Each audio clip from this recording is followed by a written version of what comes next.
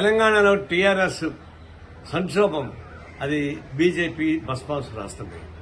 ఎప్పుడైతే బీజేపీ పక్కన ప్రాంతీయ పార్టీలు కానీ చేస్తే దాన్ని అంతం చేసేంత వాళ్ళు నిద్రపోరు. అది అభయహస్తం అనుకుంటాం కానీ అది బస్పాసు రాష్ట్రం అనుభవించింది. టీఆర్ఎస్ ఎప్పుడైతే బీజేపీకి అనుకూల పద్ధతిలో పరోక్షంగా ప్రత్యక్షంగా పాల్గొందో దాని సంక్షోభం స్టార్ట్ అయిపోయింది. అదే పరాకాస్తే ఇప్పుడు కవిత దిగుబాటు, ఆ కవిత దిగుబాటు ఆమె సంస్కరించడం పార్టీలు ఎన్నిక చీలిపోయిన ప్రభావం వచ్చింది. అది కాస్త టీఆర్ఎస్ కోరుకోవడం చాలా కష్టం. ఇది ఒకటే కాదు, ఏఐడీఎంకే మీద అదేవిధంగా అభయహస్తం పెట్టి అది బస్వాహస్తం మారిపోయింది, చీలిపోయింది.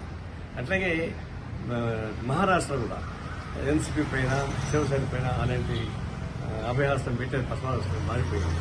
ఇది ఇప్పుడు కానీ ఒక గుర్తుంచుకోవాలంటే బీజేపీ అభయహస్తం బస్మార్లు వస్తుంది.